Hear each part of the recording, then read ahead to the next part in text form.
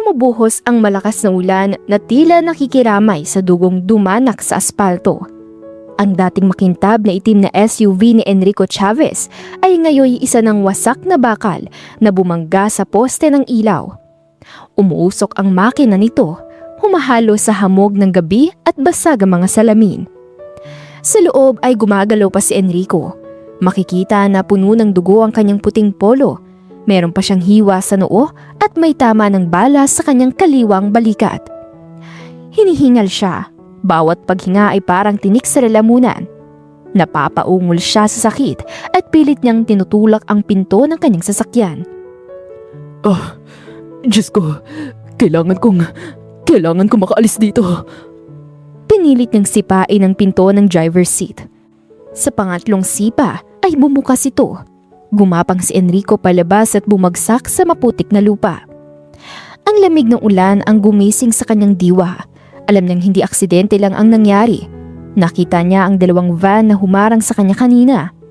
Nakita niya na may mga baril mga tao sa loob nito. Kinuha niyang kanyang cellphone sa bulsa.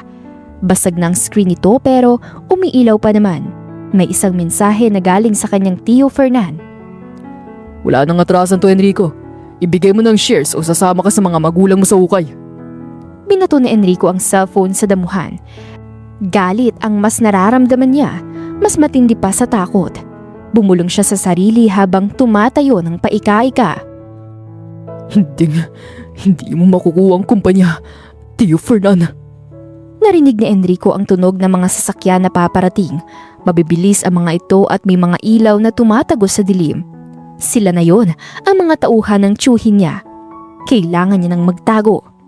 Tumakbo si Enrico papasok sa gubat sa gilid ng highway. Tinahak niya ang masukal na daan kahit na dumudugo ang kanyang balikat. Bawat hakbang ay parang impyerno. Pero ang kagustuhang mabuhay at makapaghiganti ang nagtutulak sa kanya na magpatuloy sa pagtakas. Sa kabilang banda ng bayan ay malayo sa highway. Buhay na buhay ang Kanto Bar. Ito yung klase ng lugar kung saan pumupunta ang mga taong gustong lumimot o gustong magtago. Maingay ang videoke, amoy sigarilyo at beer ang paligid. Si Ria Santos ay abala sa pagpupunas ng mesa. Suot niya ang itim na sando at maong shorts, uniforme ng mga waitress dito. Maganda si Ria, pero may tapang sa kanyang mga mata na nagsasabing huwag mo kong subukan. Samantala ay may isang lasing na customer ang humawak sa braso niya. Habis, ang ganda mo naman. Paigi naman ang number mo. O kaya, samahan mo na lang ako sa labas. Mabilis na tinabig ng dalaga ang kamay ng lalaki at tinaliman niya ito ng tingin. Kuya, beer lang ang binibenta dito, hindi laman. Kung gusto mo ng kausapin mo yung bote mo. Bitawan mo nga ako. Nagagalit na tumayo ang estrangherong lasing. Aba, ang sungit mo ah. Waitress ka lang naman dito. Biglang sumigaw mula sa counter si Mang Kiko, hawak ang isang baseball bat. Hoy, anong problema dyan? Pare ah, kung manggugulo ka, doon ka sa presinto. Ria, ayos ka lang ba dyan? Bumuntong hininga si Ria at inayos na lamang niya ang buhok niya. Ayos lang ako, Mang Kiko. Sanay na ako sa mga ganitong amoy lupa. Sininghala ng dalaga ang lasing at inutusan. Umupo ka na lang dyan o umalis ka na. Last warning mo na yan. Walang nagawa ang lasing at umupo na lang ito. Natakot siya kay Mang Kiko at sa tapang ni Ria. Lumapit si Ria sa counter para kumuha ng order. Pero pagod na siya dahil kaninang umaga pa siya nagtatrabaho sa palengke at ngayon naman ay sa bar. Kailangan niya ng pera para sa gamot ni Maya, ang kapatid niyang may sakit sa baga. Nag-aabot ng isang basong tubig si Mang Kiko kay Ria. O Ria anak, magpahinga ka na kaya. 12:00 na. Ako nang bahala rito. Baka hinihintay ka na ni Maya. Kailangan ko ng tip ngayon, Mang Kiko. Kulang pa yung pambili ng inhaler at antibiotics ni Maya. Tumaas nga kasi yung presyo ng gamot eh. Ay naku, kung mayaman lang ako ako na sanang bibili. Ayos lang po yun, Mang Kiko. Kapatid ko po si Maya. Responsibilidad ko siya. Sapat na po na hinayaan niyo ako magtrabaho dito. Iiwas na lang talaga ako sa mga taong tulad ng lasing na ganyan. Tama yan anak. O siya sige, pero kapag may nambastos ulit sa'yo, ataway mo ng tray ah. Sagot kita. Napangiti ng tipid ang dalaga. Salamat po. Kayo lang talagang kakampi namin. Biglang bumukas ang pinto ng bar ng malakas. Pumasok ang hangin at ulan. Lahat ng tao ay napatingin. May pumasok na lalaking basang-basa, puno ng putik at may dugo sa damit. Si Enrico. Halos hindi na siya makalakad. Ang mukha niya ay namumutla na parang multo. Nakahawak ito sa hamba ng kanyang pinto. Nagsalita ito pero medyo paustang boses sa sobrang hina. Tulong! Tulong! Bumagsak si Enrico sa sahig. Nagtilian ng ilang babaeng customer. Si Ria na sanay sa gulo ay hindi tumili. Agad siyang tumakbo palapit sa lalaki. Lumuhod ito sa tabi ni Enrico at tinapik ang pisngi ng binata. Hoy! Mister! Gising! Mang Kiko! Tulungan niyo ako! May tama siya ng baril! Lumabas sa counter si Mang Kiko at nanglalaki ang mga mata. Diyos ko po! Isaraan yung pinto! Baka may humahabol dyan! Ria! Dali natin siya sa bodega sa likod. Bawal dito. Matatakot ang mga customer. Sinubukang hatakin ni Ria si Enrico pero mabigat ito. Pero ang bigat nito! Kuya, tulong naman dyan oh! Isang tambay ang tumulong kay Ria at Mang Kiko para buhatin si Enrico papasok sa maliit na kwarto sa likod ng bar kung saan nakatambak ang mga kaha ng beer. Inihiga nila si Enrico sa isang lumang sofa. Kumuha si Ria ng first aid kit at gunting. Pinunit niya ang polo ni Enrico para makita ang sugat. Malalim ang tama nito sa balikat pero mukhang lumusot ang bala. Ang problema ay ang pagdurugo. Ria, dadalhin na ba natin siya sa ospital? Mukhang mayaman to. Baka kidnap victim to o ano? Sumagot ang dalaga habang idinidiin ang sugat gamit ang malinis na tuwalya. Kapag dinala natin to sa ospital, magtatanong ang mga pulis at kung may humahabol dito, baka mapahamak pa tayo, pati si Maya. Lilinisin ko na lang po muna ang sugat niya, Mang Kiko. Paka-check na lang din sa labas kung may kahina-hinalang sasakyan. O sige. Ikaw na munang bahala dyan ah. Umalis si Mang Kiko at naiwan si Ria kasama ang walang malay na si Enrico. Habang nililinis ni Ria ang sugat gamit ang alkohol, ay napapangiwi si Enrico at nagmulat ng mata. Malabo ang paningin niya pero naaaninag niya ang mukha ni Ria sa ilalim ng dim light. Kahit nangihina at nanginginig sa sakit ay pinilit nitong magsalita. Nasaan ako? Sino ka? Seryoso lamang si Ria at hindi tumigil sa paggagamot ng sugat niya. Nasa kanto bar ka. Ligtas ka muna dito. Huwag kang malikot. Lilinisin ko to. Medyo masakit to kaya kumagat ka sabihin po kung gusto mo. Pumikit si Enrico sa hapdi ng lagyan ni Ria ng alkohol ang sugat nito. Wag kang tatawag ng pulis. Parang awa mo na. Papatayin nila ako. Napatigil sandali ang dalaga. Sino? Sinong papatay sa'yo? Adik ka ba o kriminal? Dahil kung kriminal ka, ako mismo maghahatid sa'yo sa presinto. Tumingin sa mata ni Ria si Enrico na puno ng takot at sinseridad. Hindi ako kriminal. Ako ang biktima. Ako si Eric. Hinahabol ako ng pamilya ko. Gusto nila akong patayin dahil sa mana. Pinalitan ni Enrico ang pangalan niya dahil natatakot siyang magtiwala. Natigilan si Ria at napaisip. Mana at pamilya, bihira siyang makarinig ng ganitong kwento sa totoong buhay. Kadalasan sa radyo lang. Tiningnan niya ang suot ni Enrico. Kahit sirang-sira na ay halatang mamahali ng tela. Ang relo nito kung ibibenta ay kayang bumuhay ng pamilya sa isang taon. Mukhang nagsasabi din naman ito ng totoo. Binalot ni Ria ng benda ang balikat ni Enrico. Eric, o kung sino ka man, dahil nandito ka sa teritoryo ko, sagot kita ngayong gabi. Pero bukas, kailangan mo nang umalis. May kapatid ako may sakit. Ayoko madami siya sa gulo ng mga mayayamang katulad mo. Hinawakan ng binata ang kamay ni Ria. Salamat. Babayaran kita kahit magkano. Basta, hayaan mo muna ako magpahinga. Binawi ni Ria ang kamay niya. Huwag mo akong dadaanin sa pera. Matulog ka na. Tumayo si Ria at akmang aalis na nang biglang bumukas ang pinto sa likod. Ang pinto papunta sa eskinita. Pumasok si Maya, ang kapatid niya. Payat ito, maputla at ubo ng ubo. Ate, sino yan? Bakit may dugo? Mabilis na lumapit ang dalaga kay Maya at niyakap ito. Maya! Di ba sabi ko sa'yo huwag kang lalabas ng kwarto? Wala to. Customer lang na napaaway. Naalagaan lang ni ate. Sige na, bumalik ka na sa kwarto mo. Iinom na tayo ng gamot mo mamaya-maya. Nakatingin sila kay Enrico. Mukha siyang mabait ate, pero mukha siyang malungkot. Nakatingin ang binata kay Maya, naalala ang sarili niyang kapatid na namatay din noon. Bata, huwag ka matakot. Hindi ako masamang tao. Bago pa makasagot si Ria ay biglang pumasok si Mang Kiko. Hingal na hingal at namumutla ang matanda. Ria, may dumating! Isang itim na van. May mga bumabang lalaki. Mukhang bayarang mamamatay tao. Nagtatanong sa labas kung may nakita raw tayong lalaking sugatan. Kasama nila yung pulis. Si Lieutenant Morales, si Bato. Nanlaki ang mata ni Ria. Si Bato? Diyos ko, kapag si Bato ang kumilos, walang sinasanto yun. Patay tayong lahat kapag nakita nila to. Pinilit bumangon ni Enrico kahit masakit pa ang katawan at sugat. Aalis na ako. Hindi kayo pwedeng madamay. Dadaan ako sa likod. Tanga ka ba? Pinalilibutan na nilang lugar panigurado. Kung lalabas ka ng ganyan ng itsura mo, bangkay ka na bago ka pa makahakbang. Anong gagawin natin, Ria? Papasok na sila.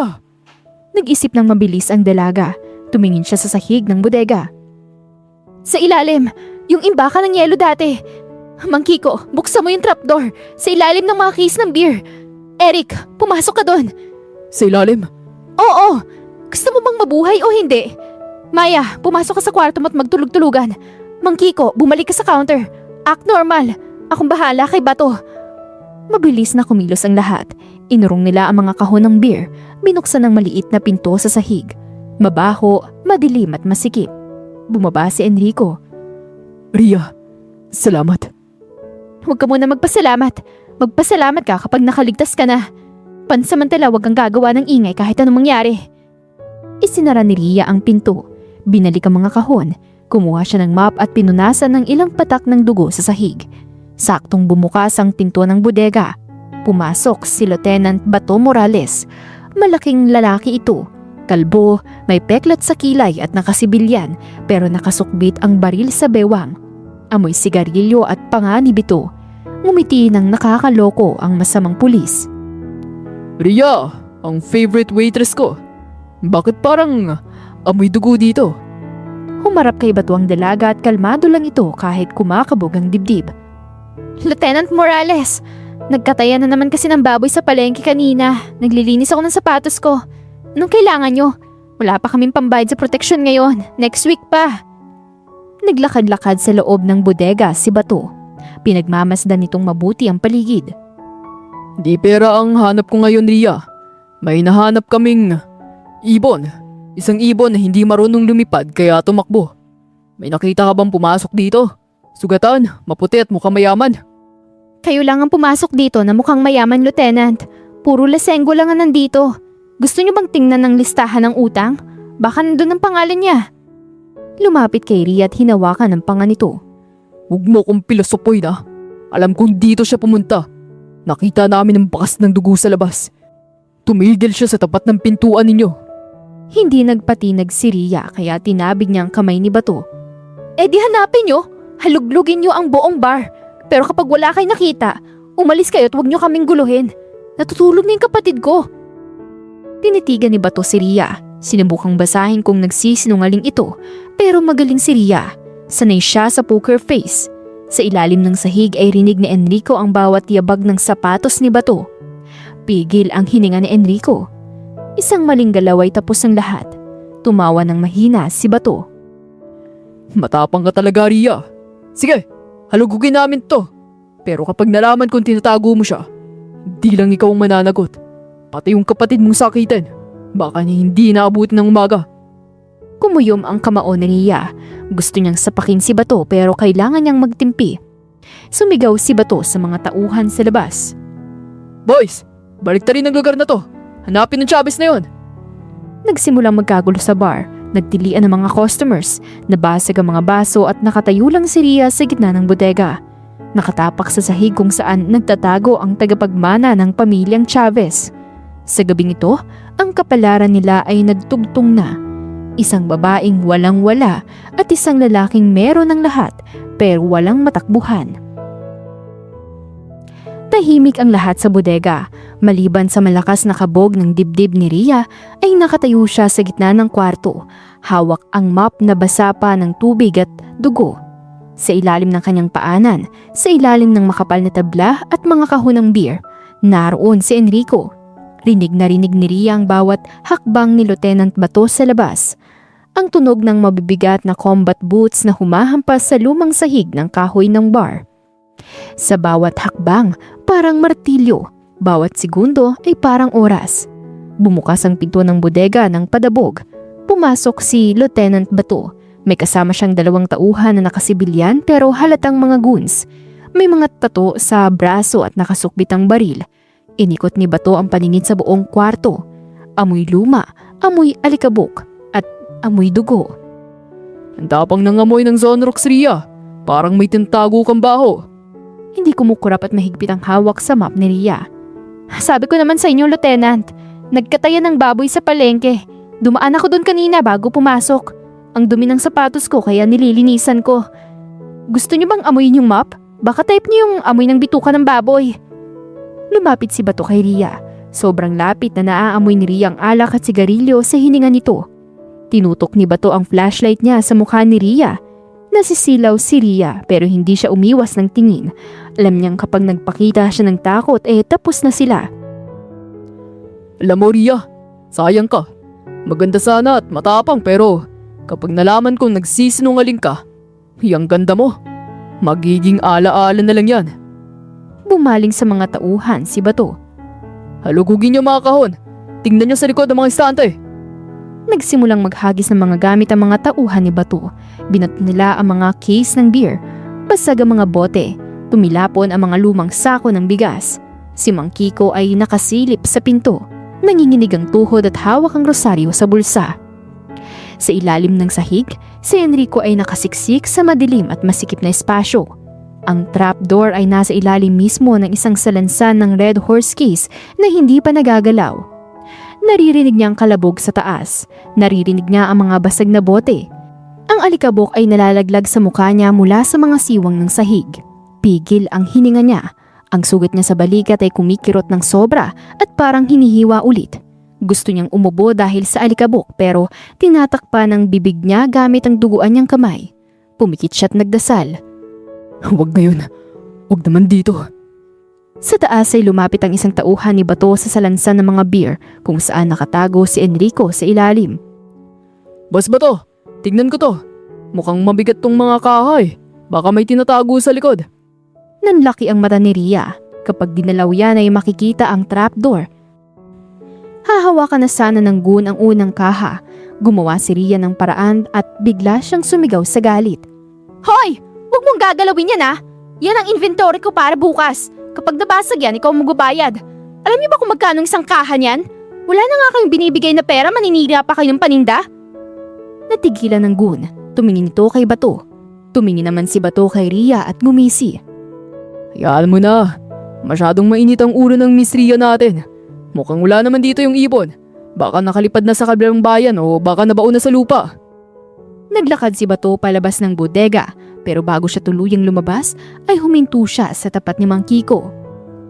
Kiko, kapag bumalik ako dito at nalaman kong niloloko niyo ko, isasama ko sa hukay yung bata sa kabilang kwarto.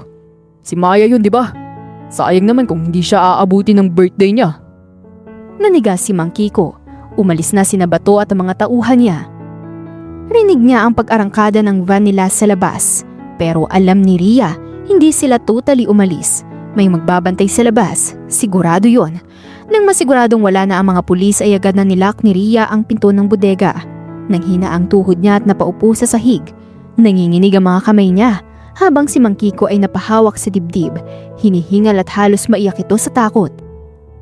Iya, papatayin nila tayo. Sinabi niya, si Maya. Idadamay nila si Maya, Ria. Ilabas na natin yung lalaking yan. Ibigay na natin sa kanila. Hindi, Mang Kiko. Kapag binigay natin siya, papatayin siya at papatayin din tayo ni Bato dahil tinago natin siya. Wala na tayong choice. Nasa iisang bangka na tayo ngayon at pare-pareho tayong lulubog kung hindi tayo magtutulungan. Lumapit si Ria sa mga kaha ng beer.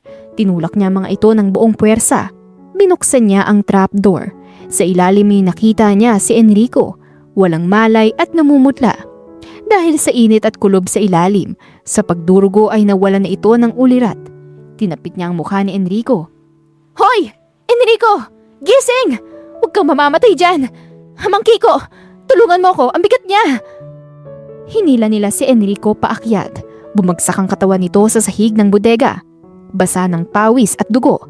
Ang gwapo niyang muka ay puno na ng dumi. Anong gagawin natin? Kailangan na ng doktor. Walang doktor ang pupunta dito ng ganitong oras na hindi magsusumbong kay Bato. Doon tayo sa kwarto ko. May mga gamot ako doon para kay Maya. Antibiotics at painkillers. Bahala na. Kailangan ko siyang tahiin. Tahiin? Ria, waitress ka, hindi ka nurse. Nanonood ako ng mga tutorials sa YouTube, Mang Kiko. At nananahi ako ng manok sa palengke dati. Pareho lang naman yun, lamang din to. Tulungan mo na lang ako. Dinala nila si Enrico sa maliit na kwarto ni Ria. Masikip to at may double deck na kama. Sa ibaba natutulog si Maya, sa taas si Ria. Pero ngayon ay inilagay nila si Enrico sa isang folding bed sa gilid. Kurtina lang ang pagitan nila ni Maya. Nagising si Maya dahil sa ingay. Umupo ang bata at yakap ang teddy bear niyang luma. Nakita niya si Ria na may hawak na karayom at sinulid na pinakuluan sa mainit na tubig. Nakita niyang lalaking duguan. Mahinang nagsalita si Maya at paubo-ubo pa rin. Ate, masakit ba yan? Mamamatay ba siya? Tumingin kay Maya ang ate niya at pilit na ngumiti. Hindi siya mamamatay, Maya. Matapang to, parang si Superman.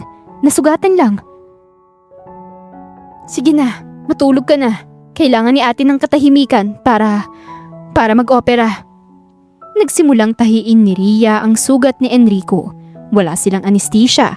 Tanging whiskey lang na galing sa bar ang binuhos niya sa sugat at pinainom kay Enrico na kalahating gising at kalahating tulog.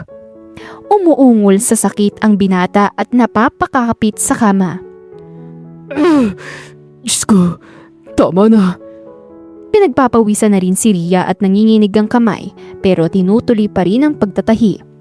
Konting tiis na lang, huwag kang maarte. Mas masakit mabaril kaysa matahi. Kumapit ka lang. Matapos ang ilang minuto, natapos din. Binalutan ni Ria ng malinis na benda na galing sa lumang t-shirt. Nakatulog na ulit si Enrico dahil sa pagod at sa alak. Napaupo si Ria sa sahig, pagod na pagod. Tiningnan niya ang lalaki. Ang tangos ng ilong at ang haba ng pilik mata. Kahit duguan ay mukha pa rin itong prinsipe. Sino ka ba talaga? Kinapkapan niya ang bulsa ni Enrico. Wala na ang wallet na nahulog siguro sa sasakyan o sa gubat. Pero sa loob ng lining ng kanyang pantalon ay may nakapa siyang matigas. Kinuha niya ito. Isang maliit na SD card ang nakatago ng maigi. Ano to? Porn? O bank account? Siguro dito nakatagong yaman mo. Tinago ni Ria ang SD card sa kanyang bra. Safety first. Sa isang malaking mansyon sa Maynila ay nasa opisina si Tio Fernan. Isang matandang lalaki na mukhang desente pero may mga mata ng isang buwaya. Nakasuot siya at humihitit ng cigar. Kausap niya si Lieutenant Bato sa telepono. Kalmado ang boses nito pero nakakatakot pa rin. Bato, bakit buhay pa ang pamangkin ko? Ang simple lang ng trabaho. Ambush, then patayin. Yun lang. Bakit kailangan pang humaba ng ganito? Sir Fernan, masyadong madulas. Bumangga ang sasakyan pero nakatakas sa gubat. Natuntun namin ang pinakamalapit na pwede ng pagtakbuhan. Sa bar. Pero wala siya dun. Sigurado ba kayong wala siya dun?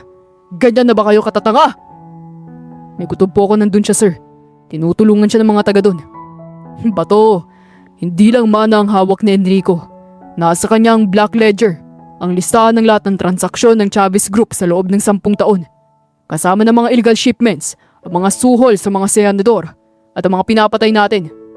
Kapag lumabas yun, hindi lang ako babagsak. Pati ikaw, pati ang chief mo at pati ang gobyerno.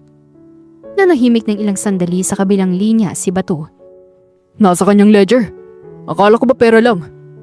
Akala ko rin nung una, pero nung chinek ko ang safe ng tatay niya, wala doon. Si Enrico lang ang may access. Kaya makinig ka ba to? Hanapin mo siya. Patayin mo siya pero siguraduhin mong makukuha mong SD card o drive na dala niya. Kapag wala yun, ikaw ang papatayin ko. Intendes? Opo sir, mahanap ko siya. Susunugin ko ang buong bayad kung kinakailangan. Binaba ni Fernan ang telepono. Tumingin siya sa litrato ng pamilyang Chavez sa dingding. Litrato ng kapatid niya na tatay ni Enrico na ipinapatay niya rin noon. Binulungan niya ito.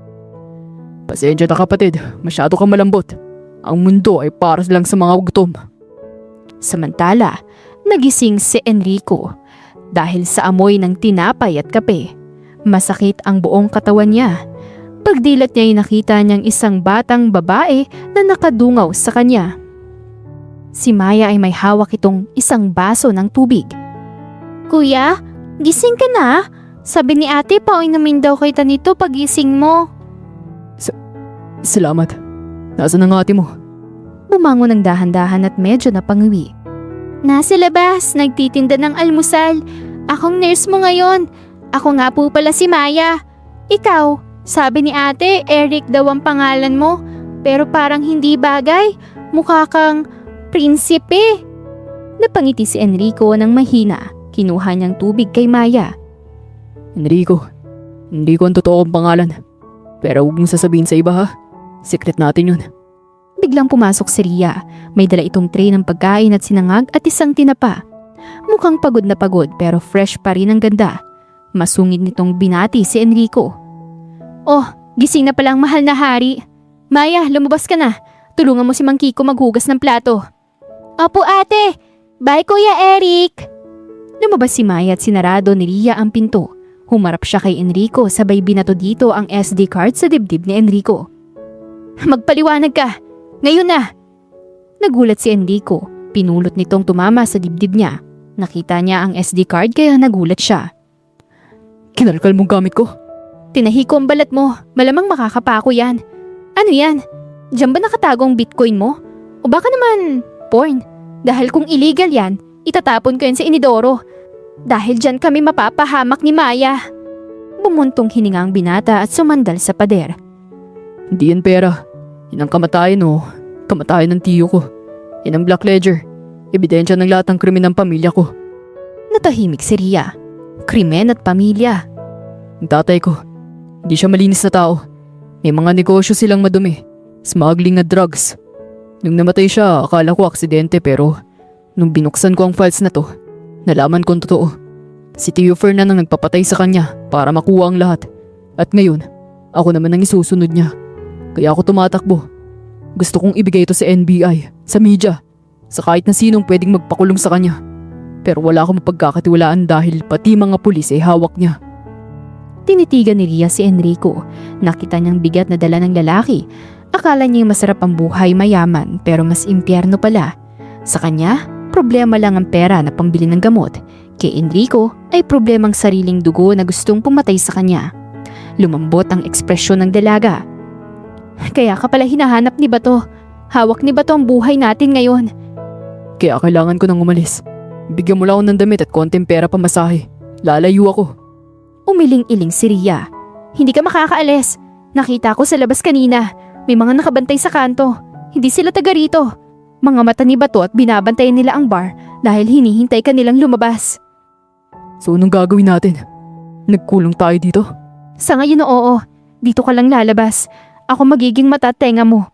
Pero Enrico, kapag naging delikado na para kay Maya, ilalaglag kita. Maintindihan mo sana yun. Kapatid kong priority ko. Ay, intindihan ko. Gawin mong kailangan mong gawin. Mahirap man ang kondisyon ni Ria ay walang magagawa si Enrico. Hawak ng dalaga ang kaligtasan nila. Kaya sa masikip na kwartong yun, sa gitna ng amoy ng tinapa at gamot, nabuo ang isang kasunduan. Isang kasunduan na susubuki ng apoy at bala. Biglang may kumatok ng malakas sa pinto ng bar sa labas. Rinig ang boses ni Bato mula sa labas.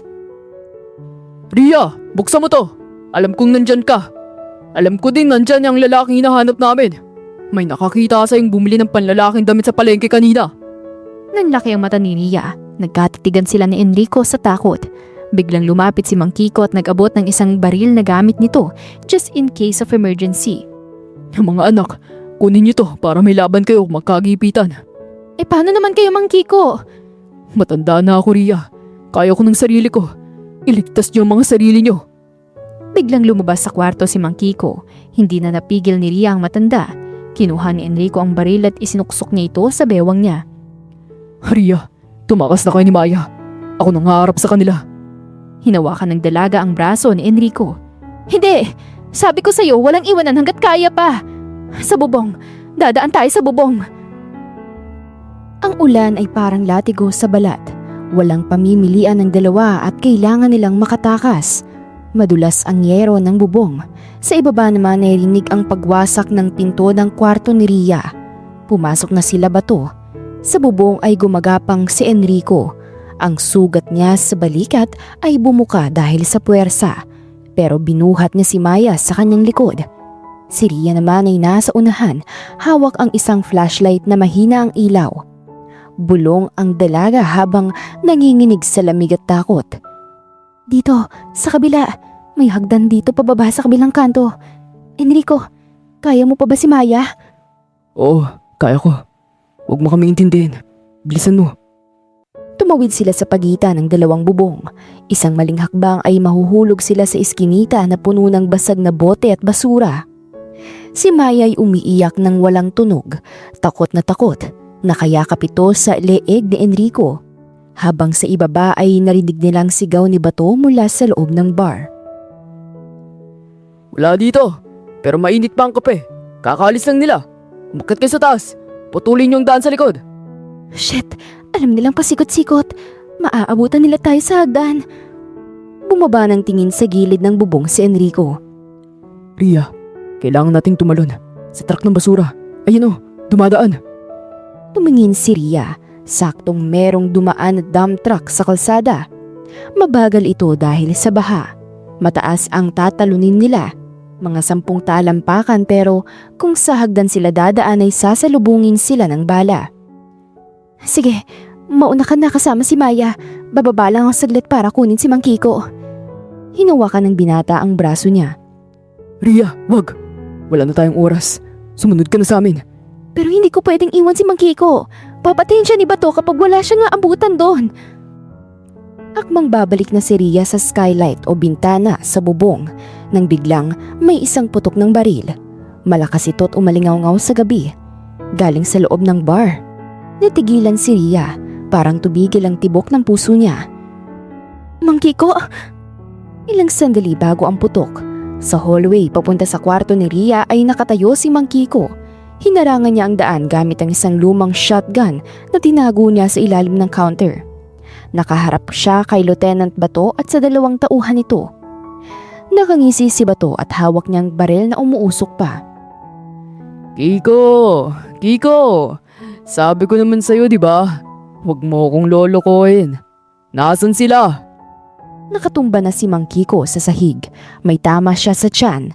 Dumadaloy ang dugo sa sahig ng kahoy. Ang shotgun ay tumalsik sa gilid. Hinihingal ang matanda. Alam niyang tatapusan na niya pero ngumiti pa rin siya. Nakalayo na sila. Hindi mo sila maaabutan. Demonyo ka, Bato! Lumapit ang walang pusong kontrabida at tinapakan ng sugat ni Mang Kiko. Sayang ka, tanda. Mabait ka pa naman magbigay ng beer. Bumaling sa mga tauhan niya si Bato. Sunugin yung lugar na to. Wala tayong ititirang ebidensya at hanapin niyo sila sa bubong. Takbo, Ria. Iligtas mo si Maya. Mahal ko kayo, mga anak. Pinikit ni Mang Kiko ang kanyang mga mata. Kasabay ng pagpatak ng luha niya ay ang pagliyab ng posporo na hinagis ng tauhan ni Bato sa mga kortina. Ang kanto bar, ang tahanan ni Ria, ay nagsimulang lamunin ng apoy. Sa loob ng cargo truck na puno ng mga sako ng kopra at niyog, madilim rito at umaalog ang sasakyan. Nakatakas sina Enrico, Ria at Maya dahil tumalon sila sa truck habang ito ay bumabagal sa kanto. Nasa sulok sila, nakasiksik sa mga sako, basang-basa at nanginginig silang tatlo. Si Maya ay nakatulog na sa pagod sa kandungan ni Enrico. Si Ria naman ay nakatulala dahil nakita niya ang usok mula sa malayo kanina. Nakita niyang paglamon ng apoy sa bar. Alam niyang wala na si Mang Kiko. Yakap ng dalaga ang tuhod niya at walang luhang lumalabas dahil sa pagkabigla sa mga pangyayari. Wala na siya. Wala na kaming bahay. Wala na si Mang Kiko. Kasalanan ko to. Hinubad ni Enrico ang kanyang jacket at kinumot kay Ria. Ria, hindi mo kasalanan. Kasalanan ko to. Ako nagdala ng gulo sa bahay niyo. Sa buhay niyo. Dapat iniwan niyo na lang sa kalsada. Tumingin si Ria kay Enrico na galit na galit. Oo, dapat nga sana. Dapat hinayaan na lang kitang mamatay. Eh di sana buhay pa si Mang Kiko. Sana may bahay pa kami. Bakit ka ba kasi dumating pa? Pinagahampas ni Ria ang dibdib ni Enrico. Mahina lang nung una pero unti-unting lumalakas. Nilabas na ang lahat ng sakit, lahat ng takot. Hinayaan lang siya ni Enrico. Tinanggap niyang bawat suntok at ang bawat sampal. Alam niyang kulang pa yun sa nawala kay Ria. Napahagulhol ang dalaga habang unti-unting huminto sa paghampas.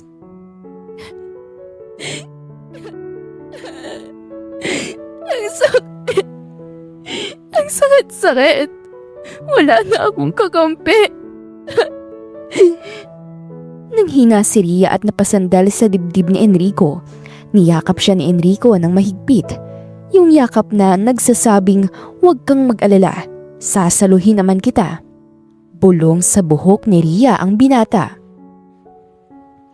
Nandito ako. Ako nang kakampi mo ngayon.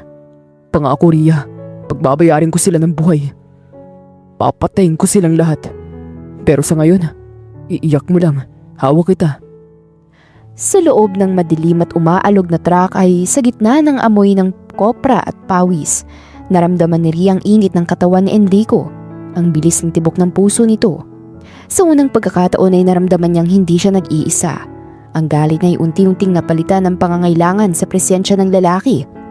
Bumaba sila sa isang bayan sa Laguna. Pumasok sila sa isang mumurahing motel. Isang kama lang. Pinatulog nila si Maya sa kama. Si Ria at Enrico ay nakaupo sa sahig at nakasandal sa pader. Gamit ang natitirang pera ni Ria ay nakabili sila ng pagkain at betadine. Kailangan nilang linisin ulit ang sugat ni Enrico dahil bumuka ito mula sa pagtalon. Dahan-dahang nililinisan ni Ria ang sugat ni Enrico. Ang lalim na naman. Kailangan na talagang tahin ulit ng maayos. Masakit ba? Nakatitig lang si Enrico sa mukha ni Ria. Hindi. Mas masakit makita kang umiiyak kanina. Natigilan si Ria. Nagtama ang kanilang mga mata. Ang distansya nila ay sobrang lapit. Ramdam nila ang hininga ng isa't isa. Si Enrico na laging seryoso at matapang, ngayon ay may sugat na nasasaktan. Habang si Ria na laging palaban, ngayon ay naghahanap ng kalinga.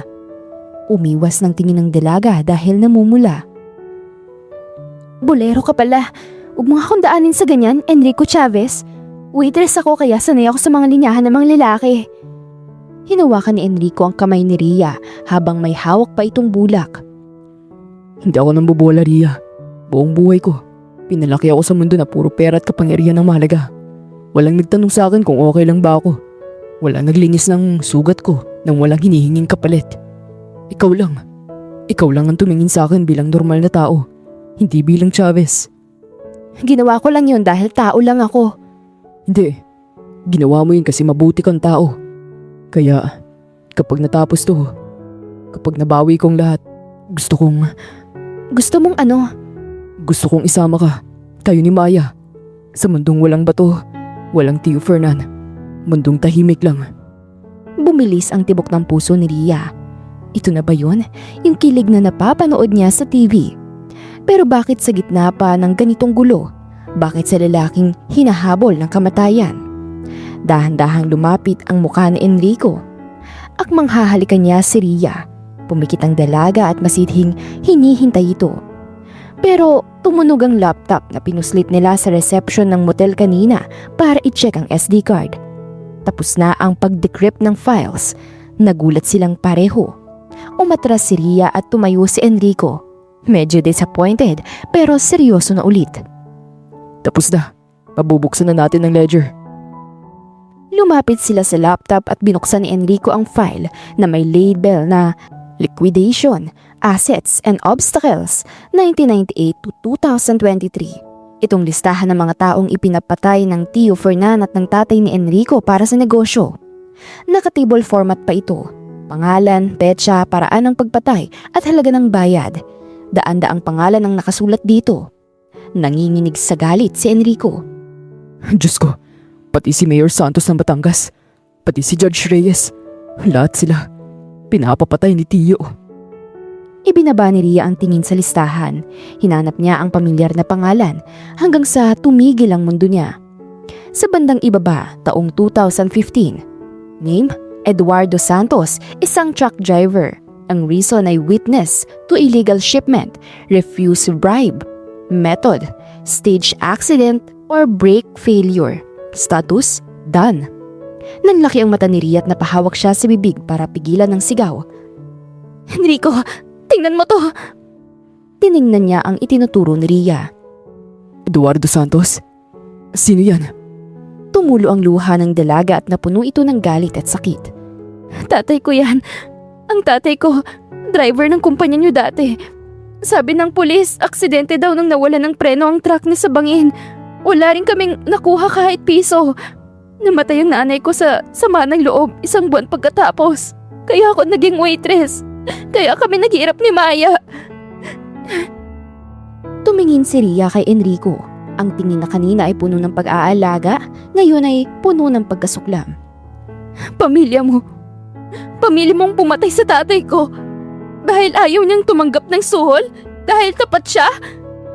Napaatras si Enrico sa gulat. Ria, hindi ko alam. Bata pa ako nun, wala akong kinalaman dyan. Pero kadugo mo sila.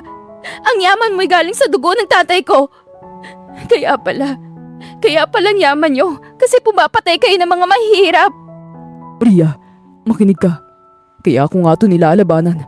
Kaya ako nga gustong ibagsak si Tio Fernan para sa tatay mo, para sa lahat ng nasa listahan. Kumuha si Ria ng kutsilyo na ginamit pang hiwa ng prutas kanina. Lumayo ka sa akin at lumayo ka sa amin ni Maya. Nang dahil sa pamilya mo, naging ulila kami. Dahil sa pamilya mo, namatay si Mang Kiko. Malas kay Enrico, lahat ng didikit sa'yo, mamamatay. Nakatutok ang kutsilyo kay Enrico. Nakatitig si Enrico kay Ria. Nakikita niyang sakit sa mga mata nito. Gusto niyang yakapin si Ria pero alam niyang wala siyang karapatan. Hindi ngayon ang tamang panahon. Itinaas na Enrico ang 2 kamay, tanda ng kanyang pagsuko. Sige Ria, kung gusto mo akong saktan, gawin mo. Deserve ko yan. Deserve ng pamilya ko yan. Pero parang awa mo na. Hayaan mo muna akong tapusin ang laban na to. Hayaan mo akong bigyan ng hustisya ang tatay mo. Pagkatapos nun, kahit patay mo pa ako, tatanggapin ko. Binaba ni Ria ang kutsilyo. Napaupo siya sa kama at humagulhol. Nagising si Maya at niyakap ni Maya ang ate niya.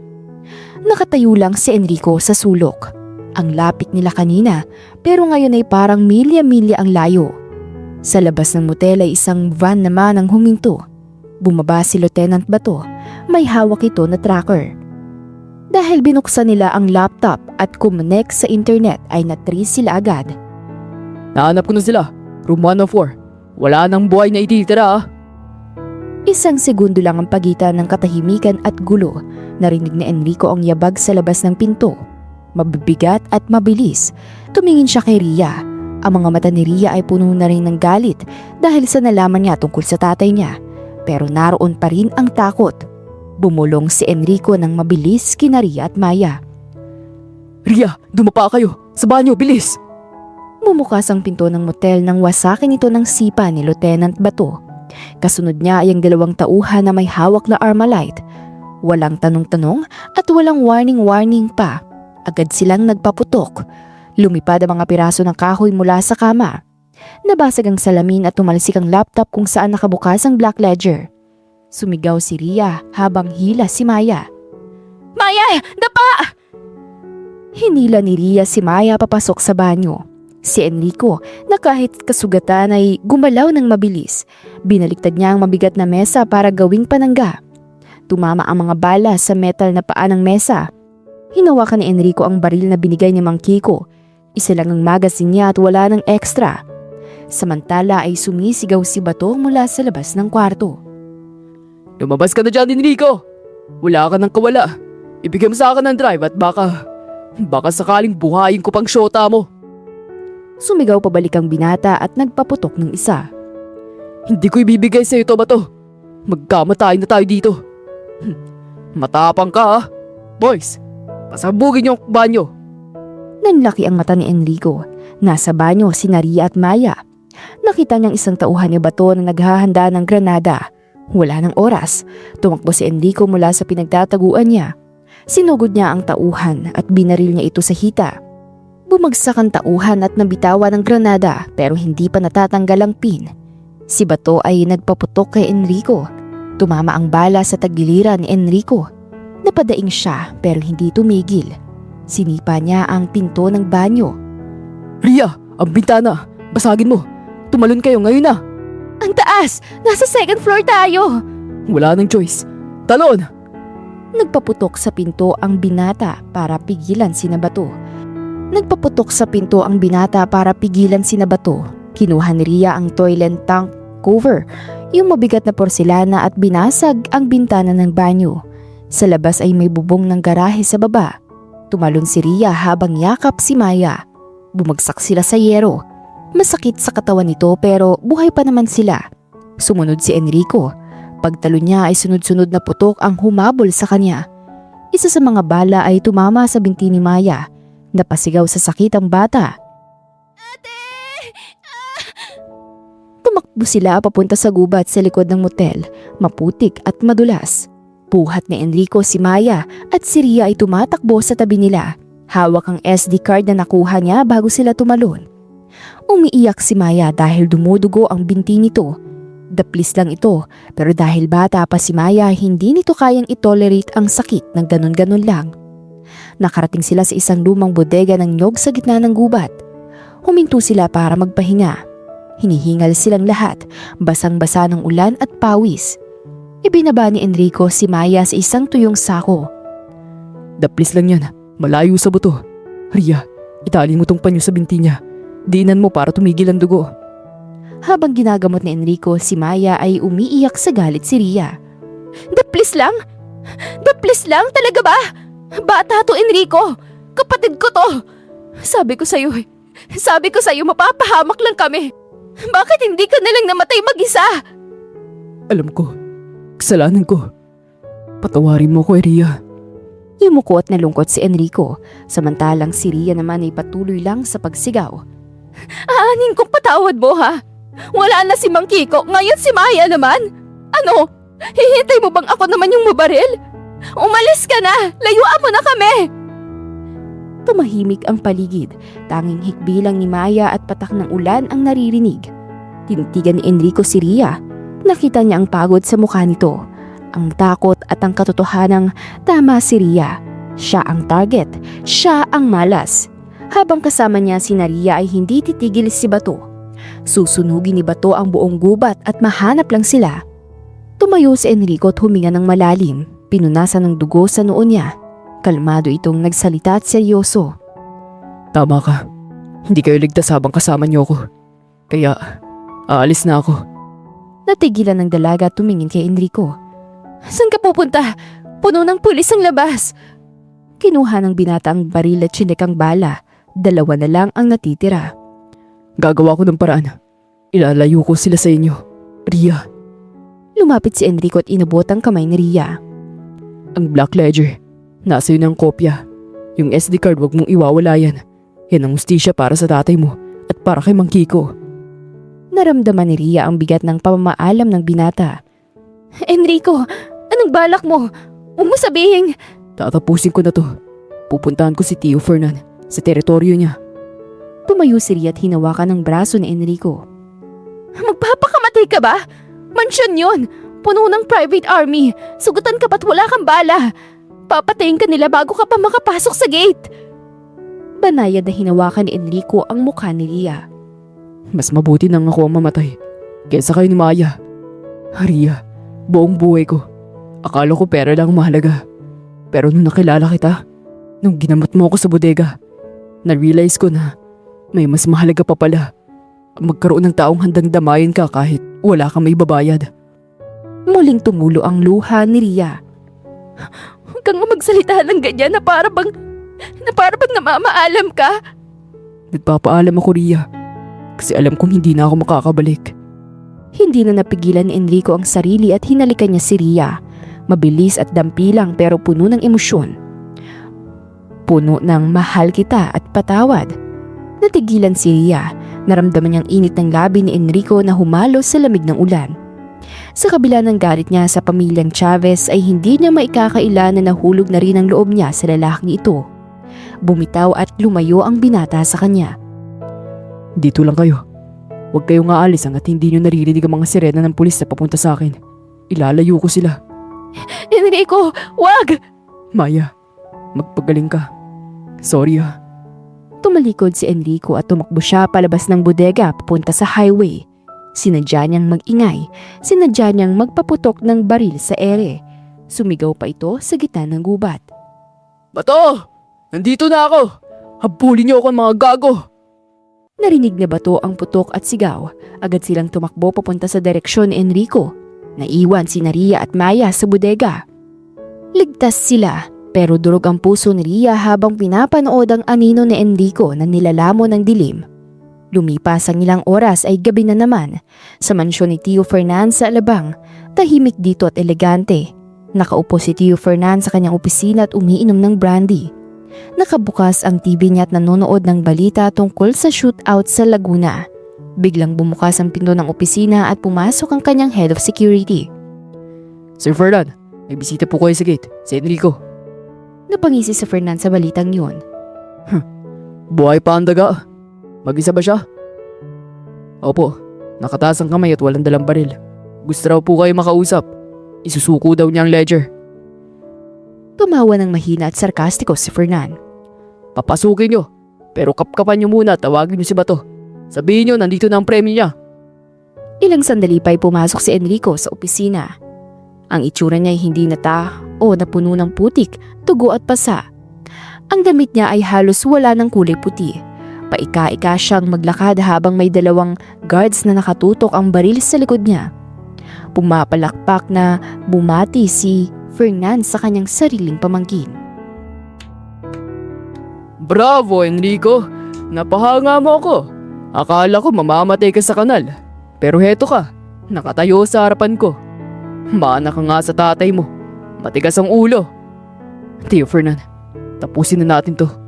Nasaan ang drive? Ibigay mo sa akin at baka gawin kong mabilis ang pagkamatay mo. Dumukot sa bulsa niya si Enrico. Wala sa akin ang drive. Nasa isang lugar na hindi mo maaabot. Nasa internet na, Tio. Nakaschedule na i-upload sa lahat ng news outlet sa loob ng 10 minuto. Nawala ang ngiti ni Tio Fernan. Tumayo siya at ang kalmado niyang mukha ay napalitan ng takot at galit. Anong sinabi mo? Bluff lang yan. Wala kang internet sa gubat. Ngumiti ng mapaitang binata kahit na dumudugo ang labi nito. May kasama ako, Tio. Isang babaeng mas matapang pa sa lahat ng tauhan mo. Siya ang may hawak ng key. At sa oras na to, pinipindot na niya ang send. Napasigaw sa galit si Fernan. Patayin niyo siya! Bugbugin niyo hanggang sasabihin niya kung nasaan ang babae. Sinugod ng mga guards si Enrico. Sinuntok siya sa tiyan at sa mukha. Bumagsak si Enrico sa sahig pero tumawa lang siya dahil alam niyang panalo na siya. Nabili niya ang oras para kay Ria. Sa isang maliit na computer shop sa bayan ay naroon si Ria. Iniwan niya si Maya sa isang barangay health center para gamutin at bantayan ang mga tanod. Ligtas si Maya pero si Enrico ay nasa panganib.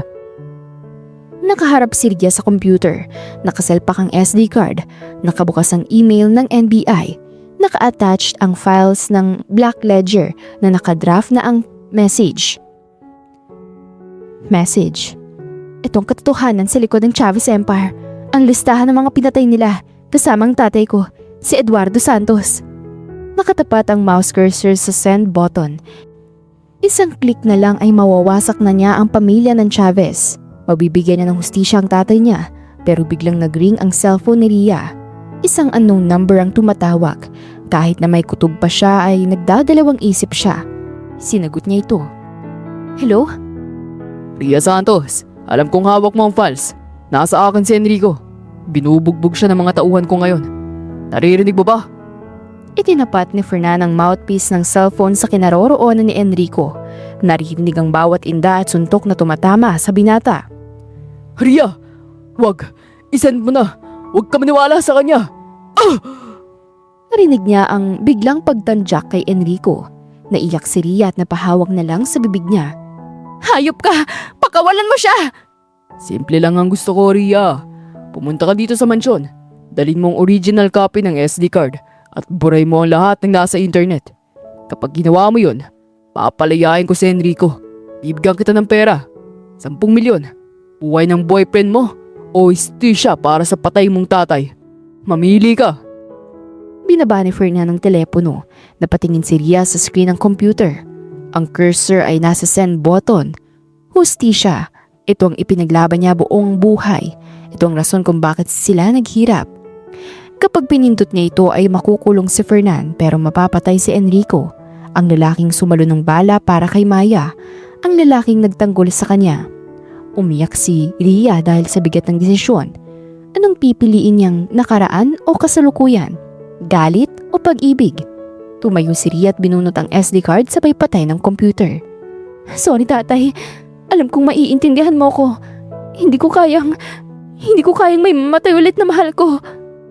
Lumabas si Ria ng computer shop. Sumakay siya ng tricycle papunta sa highway.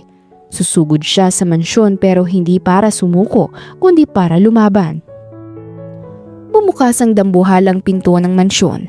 Pumasok si Ria na basang-basa ng ulan. Ang buhok ay nakadikit sa muka.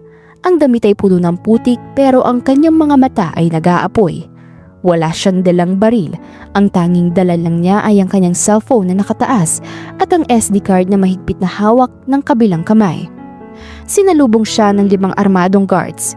Nakatutok ang mga Armalite sa kanya pero hindi siya huminto. Sumigaw siya at ang boses niya ay puno ng tapang. Fernan! Lumabas ka! Nandito na ako! Sa taas ng grand staircase, lumabas si Tio Fernan na nakangisi, hawak ang isang baso ng whiskey. Sa tabi niya ay hila-hila ng 2 guard si Enrico. Bugbog sarado si Enrico na halos hindi na madilat ang isang mata. Duguan ang muka at nakagapos ang kamay. Mahina na ang binata at nang makita siya nito ay umiiling ito. Ria, bakit ka pumunta? Pumapalakpak ang matandang tsuhin habang bumababa ng hagdan. Napaka-sweet naman! Parang eksena sa pelikula. Ang waitress na gustong iligtas ang prinsipe. Nasaan ang SD card, Ria? Itinaas ng dalaga ang maliit na memory card. Heto, hawak kong buhay mo, Fernan. Nandito lahat ng listahan ng mga pinatay mo. Ang money laundering, ang droga, pati ang pangalan ng tatay ko na pinapatay mo. Si Eduardo. Ang driver na masyadong matuwid. Kasalanan niya yon. Kung tinanggap niya ang pera, buhay pa sana siya ngayon. Kaya kung ayaw mong matulad si Enrico sa tatay mo, akin na yan. Iagis mo dito at ibibigay ko sa si Enrico. Imbis na magmadali na ibigay ang USB ay umatras si Ria. Pakawalan mo muna siya. Patayuin mo siya at papuntahin mo dito sa akin. Kapag naramdaman kong ligtas na siya, saka ko siya ibibigay sa'yo. Sinenyasan ni Fernan si Bato na nasa gilid. Bato, pakawalan mong bata. Hayaan mo siyang lumapit sa girlfriend niya para naman. Bumulong kay Bato si Fernan. Sabay silang mamatay. Tinanggalan ng gapos si Enrico. Tinulak siya ni Bato pababa ng hagdan. Muntik nang madapa si Enrico pero pinilit niyang tumayo. Pinaika-ika siyang naglakad palapit kay Ria. Bawat hakbang ay masakit pero ang makita si Ria na buhay ay yun ang nagbibigay sa kanya ng lakas. Nang makalapit si Enrico ay agad siyang niyakap ni Ria. Ang dugo ni Enrico ay humalo sa basa ng ulan at sa damit ni Ria.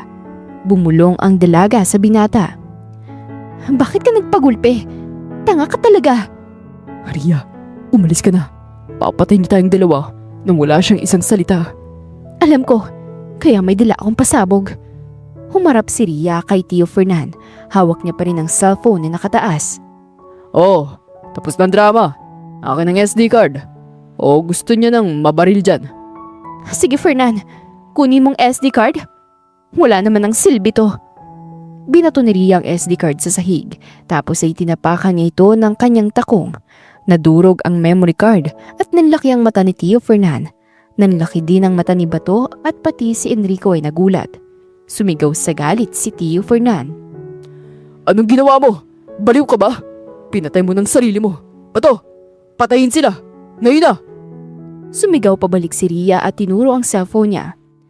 Bago ka magpaputok, Fernan! Tingnan mo muna kung sinang nanonood sa atin. Hinarap ni Ria ang screen ng cellphone niya kay Tio Fernan. Naka-open ang Facebook Live, naka-broadcast sa page ng Real Life Action fan page sa NBI official page at sa sarili niyang account. Ang viewers, 150,000 live viewers at ang comments ay bumubuhos ng mabilis. Ulihin na yung Fernan na yan. Naka-record ang confession. Papunta ng SWAT. Kanina pa ako naka-live, Fernan. Simula nang pumasok ako sa pinto. Narinig ng buong Pilipinas ang pag-amin mo sa pagpatay sa tatay ko. Narinig nila na inutusan mong patayin kami. Wala ka nang kawala. Kahit patayin mo pa kami ngayon, bitay ka na. Namutla si Tio Fernan at tumingin siya sa paligid. Ang mga tauhan niya ay nagkatinginan din. Natakot ang mga ito. Alam nilang game over na kapag viral na. Walang hiya ka. Wala akong pakialam sa live na yan.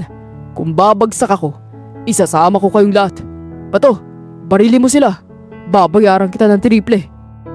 Hawak nga ni Bato ang baril pero nag-aalinlangan ito. Pero sir, live to. Makikita mo ka ako. Pamilyado ako sir. Hinablot bigla ni Fernan ang baril ni Bato. Duwag. Ako nang gagawa. Lahat ay nangyari ng mabilis pero para kay Ria at Enrico ay parang slow motion ng mundo. Itinaas ni Tio Fernan ang baril. Nakatutok ito kay Ria. Ang distansya nila ay 5 metro lang.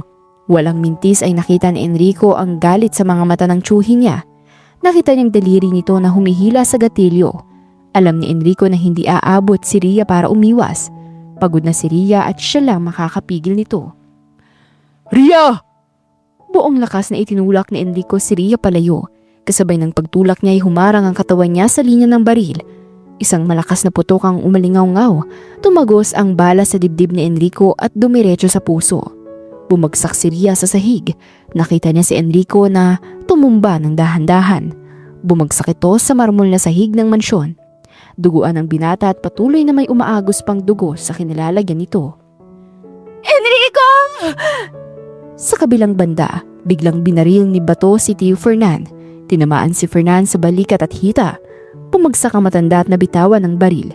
Ginawa yun ni Bato hindi para iligtas sila, kundi para isalba ang sarili niya sa kaso na kunwari kumampi siya sa huli.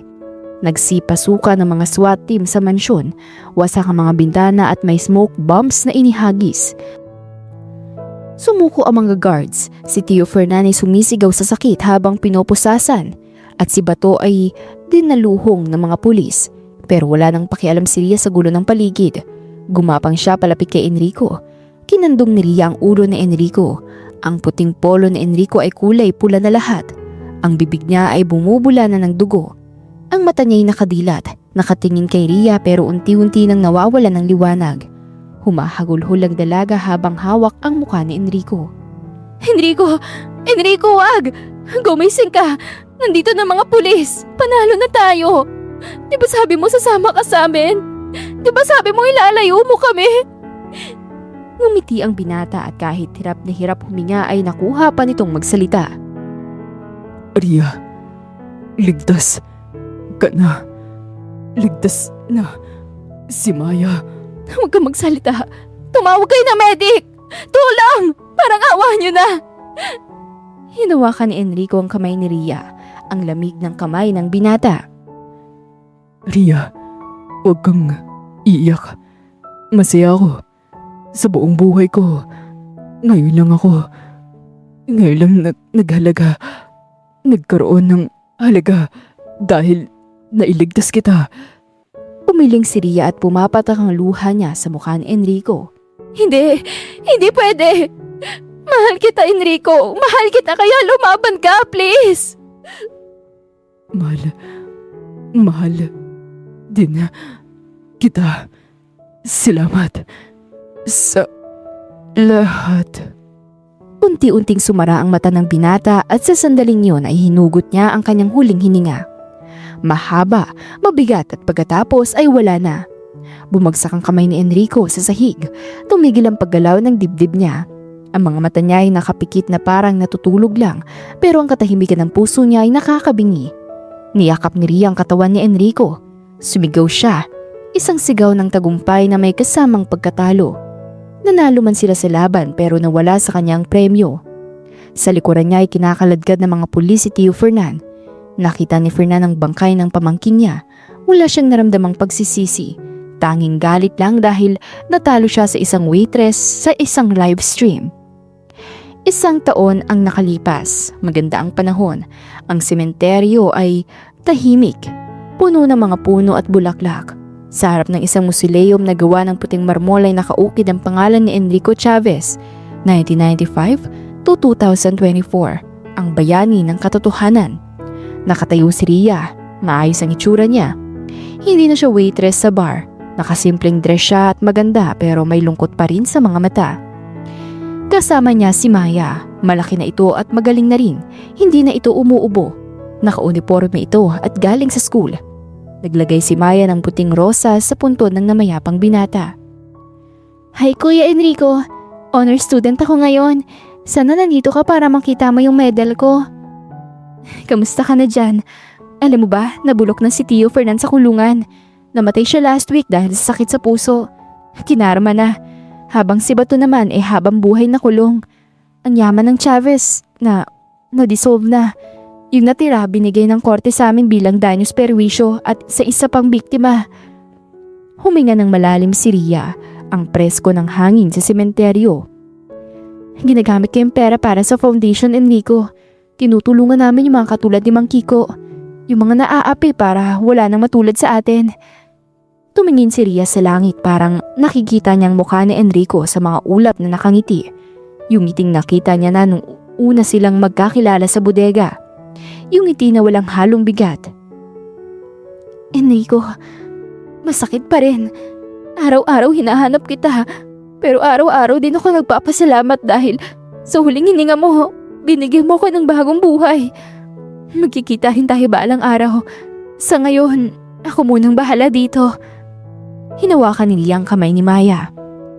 Tara na Maya, umuwi na tayo. Bye Kuya Enrico.